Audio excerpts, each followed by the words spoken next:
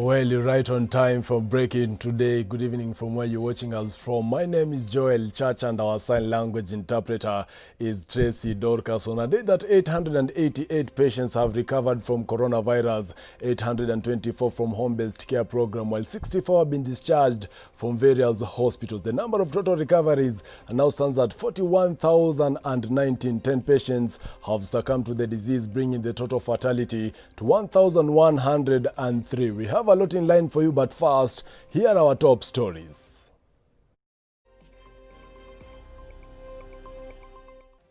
Former Deputy President's ICC lawyer Paul Gicheru, who had surrendered himself to the International Criminal Court, pleads not guilty. Proposal in the BBI report giving students a grace period of at least 4 years before they start paying their loan has been faulted as John Say, a committee member of the Task Force Committee, takes back his remarks on being forced to sign the report. Two families clash over the body of the late Robert Sumbi, who was the Kakamega County Chief of Staff who succumbed to COVID-19. Second wave of days at locust attack expected in Kenya in December, according to the Food and Agriculture Organization.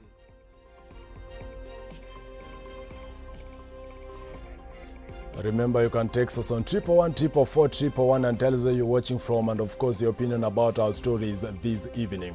Deputy President William Ruto's lawyer Katwa Kigen has dismissed the possibility of Paul Gicheru's case to the ICC, reviving his client's case at the International Criminal Court. Speaking to Switch TV, the DP's lawyer has said, and I quote, "Surrender and all surrounding activities and events will not change the falsehood of the charges nor improve the void and non-existent evidence." John Kutuni with the report.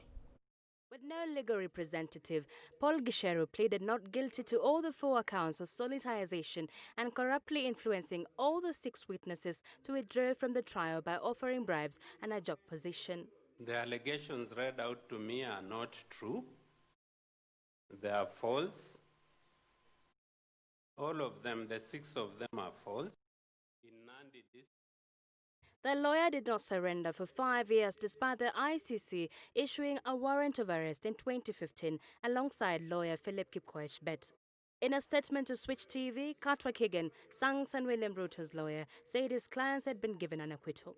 This means the judgment showed no case could stand as the charges were based on unproven allegations, unfounded claims, false testimonies and empty assertions from main witnesses whose characters and testimonies had no integrity. Reporting for Switch TV, my name is Doan Kutun. Shifting gears now to matters politics, John Say, a member of the BBI Task Force Committee, has changed tongue of his remarks of being forced to sign the BBI report in Naivasha by claiming to still support the BBI report. Daniel Kariuki with more. As the BBI temperatures remained cooled down by the COVID-19 pandemic, the constitutional implementation process hasn't failed to be hit with controversy. This follows after claims by one of the 14-member task force of the BBI, John Say, that the final report was tampered with. Mambo ya BBI, I support the process, the information gathered, and my only complaint was very simple, that there was a haste, and I signed something that I never saw. And that is not the normal protocol. You read something and then you unaweka kidole yako. Seyu, who claims they were told there was no time and hurriedly asked to append the signatures, has however changed tone by claiming he still supports the report. In trust, sign it. So, sisi kama wazee, ukiniambia sign in trust, my measure of belief is very high. The scramble for the Building Bridges Initiative report has begun in earnest, with various groups seeking consensus and hoping the implementation of the 2010 Constitution will go unopposed. With President Uhuru Kenyatta and his counterpart Raila Odinga still trying to gather numbers from Kenyans, have found themselves between a rock and a hard place as the COVID-19 pandemic reintroducing societal measures like ban of political gatherings. The Deputy President, William Ruto, who with time has not been seeing eye to eye with his boss Uhuru Kenyatta, remaining unchanged on his position of opposing the BBI report unless there is more inclusivity of issues facing ordinary Kenyans. Daniel Kariuki for Switch TV.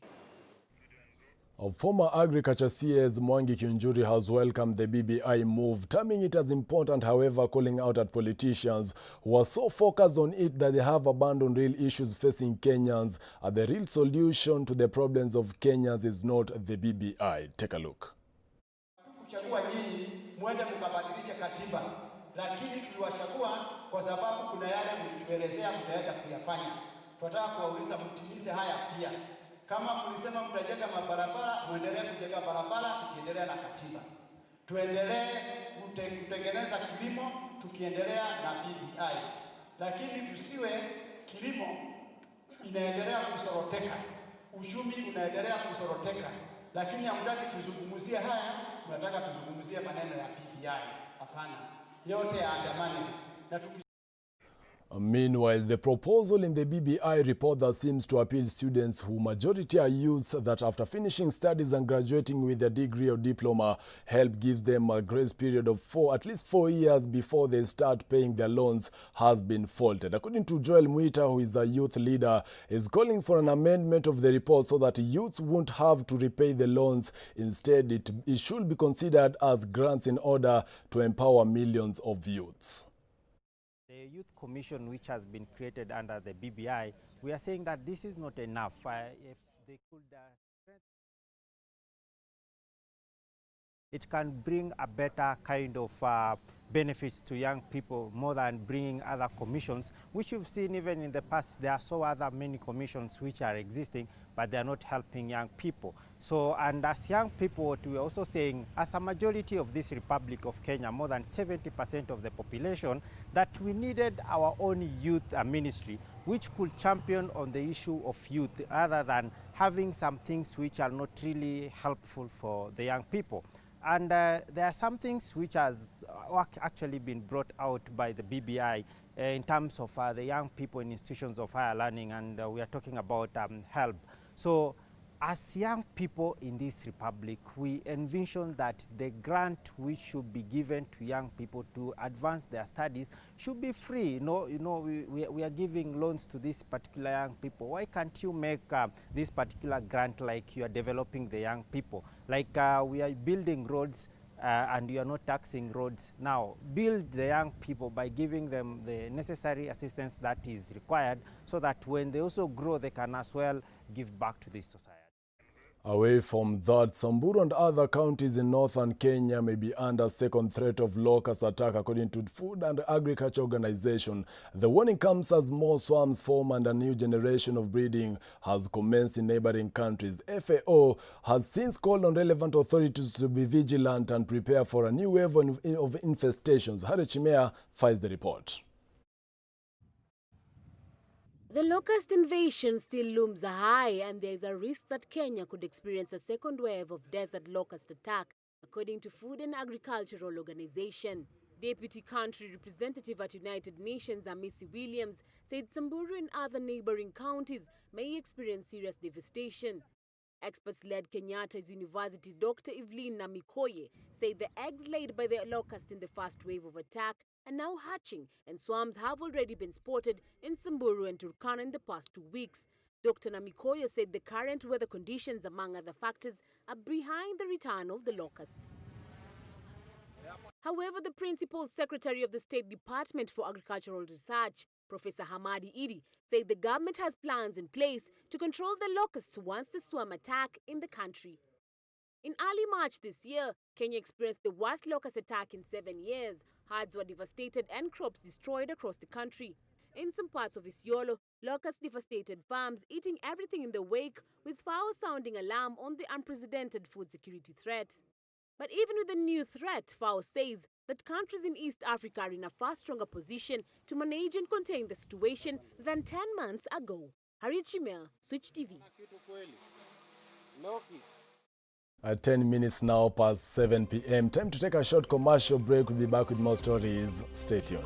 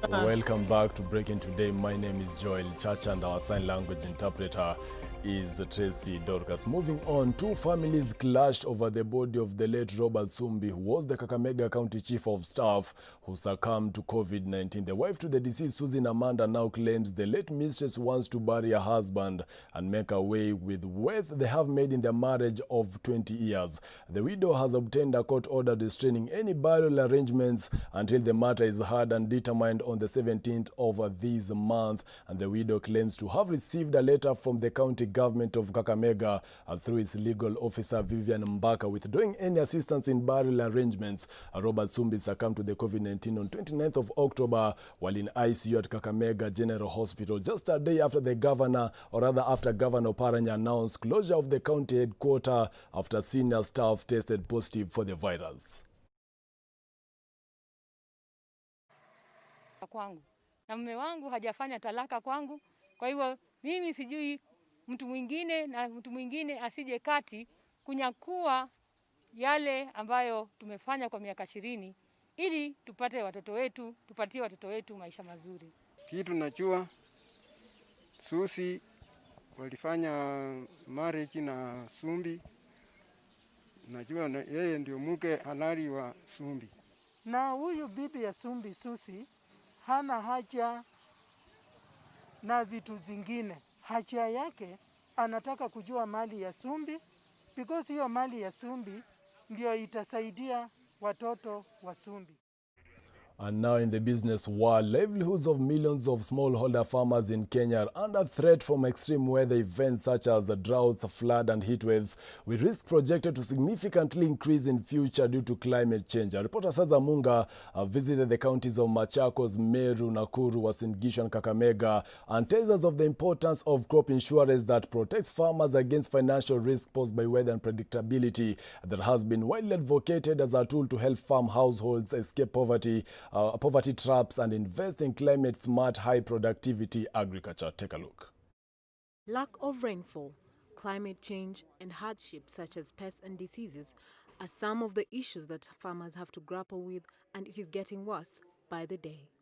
The case is no different for two farmers from Machakos County and Meru County. Tulikuwa tunalima, tulikuwa tunafanya kazi ya ukulima, lakini hatukuwa tunajua mambo ya kama kujisaidia. Wenye mradi ilikuja ikaanza kutusaidia. Wenye huku kwetu kuna kuanga kukafu, mvua inyeshi vizuri. At least wenye tuliona mradi ilikuja kwetu, kwanza kama kwangu kwanza inisaidia sana. Wakati nimelima eka yangu tuseme last season, tuseme ni kama last year hapo, nilikuwa na eka yangu moja nikalipia 1,000. Na hiyo 1,000 vyakula vyangu havikuwa vizuri sana vile. Possible losses made by farmers, especially smallholder farmers, from getting hold of investments and trapping low-return agriculture ventures. According to Agriculture and Climate Risk Enterprise, ECA, cushioning farmers from such unseen occurrences can be a sustainable approach to unlock investments in agriculture for the smallholder farmers to increase productivity. We follow a process we call an integrated risk management, and our view is that the farmer is not going to be successful only because of insurance, but rather everything else needs to come into play. So they have to be using certified seeds, they have to be using the right fertilizer, they have to be getting agronomy support, insurance, finance, all that coming together. And obviously the markets then is going to enable them to be more successful. Innovative ways and approaches have been introduced to the smallholder farmers to increase the uptake of agri-insurance through the Village Champion model and the picture-based insurance. So how does this work? The village extension service providers are the ones we have capacitated with smartphones, and they're utilizing an app. The app is currently called the See It Grow app. The app is built so that it forms a mask on the farm, and you have to be standing at a specific location so that there is maximum coverage of the farm. So all these are things that the champions are trained during the training of trainers. The target is to get over 100,000 farmers, and having covered 15 counties so far right here in Kenya, 500 champions have been deployed. This is to onboard other farmers on agri-insurance. Once agri-insurance has been adapted, it will address the issue of food security and eventually work towards ending poverty. Reporting for Switch TV, I'm Sazam Munga.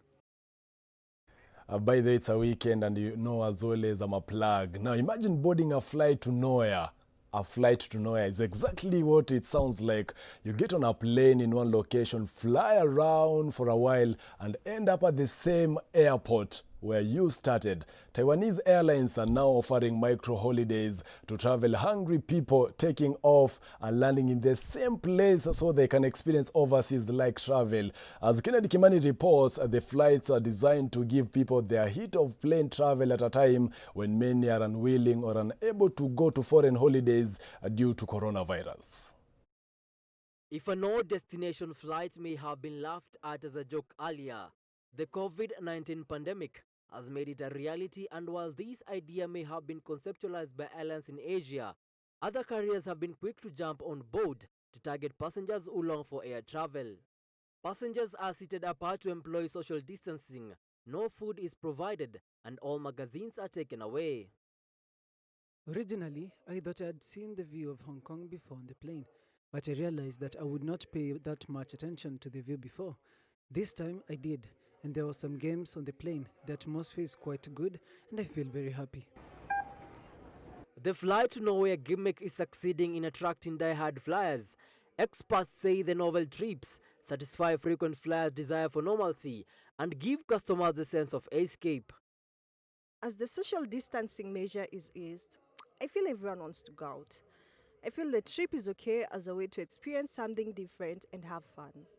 Environmentalists have, however, slammed the unnecessary flights, claiming that they are adding to global warming for no reason.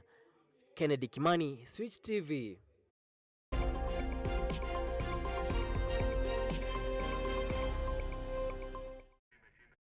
Many thanks.